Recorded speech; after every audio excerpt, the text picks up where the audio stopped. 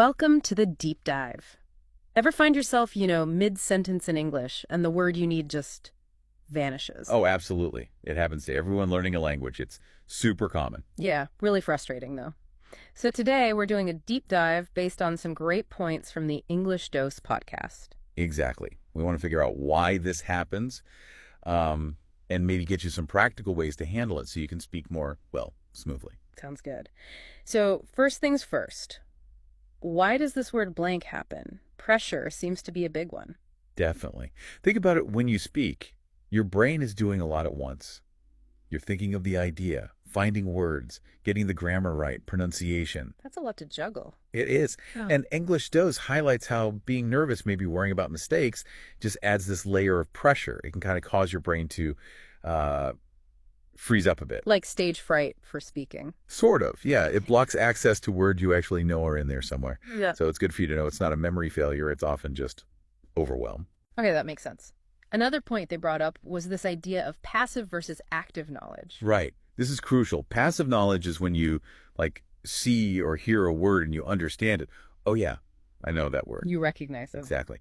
But active knowledge is being able to pull that word out yourself spontaneously when you're talking, and just studying lists doesn't automatically make words active. So you need to actually use them for them to be ready when you need them. Precisely. You have to practice retrieving them, putting them into sentences yourself. Which leads nicely into the next reason, right?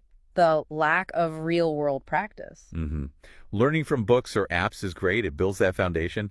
But English Dose points out it doesn't quite mimic the fast pace and unpredictability of a real conversation. You need that dynamic back and forth. You do. That's what trains your brain to access words quickly, under pressure, in real time. Okay, so that covers the why. Let's shift to the what. What can you actually do about it? English Dose had some solid tips.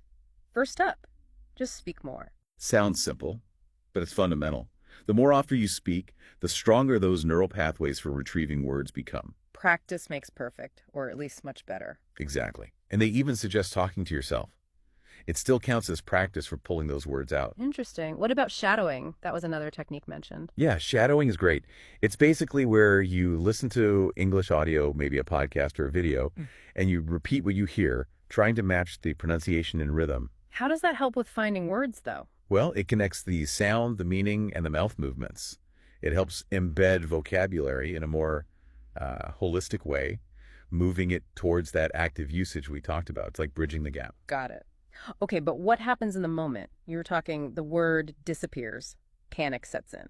Right. So strategy 3 is about using simpler words and circumlocution. Don't feel like you have to use fancy vocabulary. Just get the meaning across. Exactly. Use words you do know. And if you forget a specific word, like tablet, you can describe it. English Dose gave that example. Say it's like a small computer you can carry. Describe around the word. That's smart. Takes the pressure off finding that one perfect word. And that leads to the last tip. Stay calm and give yourself a moment. It's okay to pause. It feels awkward, though, doesn't it? It can, but it's actually really normal. Even native speakers pause to think. English Dose suggests using little phrases like, what's the word I'm looking for? Or just let me think for a second. Buys you time and sounds natural. Totally natural. It shows you're engaged, just searching for the right expression. Okay, so wrapping this up, the main message seems to be forgetting words is totally normal. It's part of the learning process. Absolutely. Don't beat yourself up about it. It doesn't mean you're failing or not learning. And every time you do speak, even with the pauses and the searching, you're actually training your brain. You're strengthening those connections, building fluency step by step. Consistent practice, even imperfect practice, is the key. Keep at it, stay positive. So here's something to think about. Next time you're speaking English and hit one of those blanks, which one of these strategies, maybe describing the word or just taking a calm pause, could you consciously try out? See how it feels?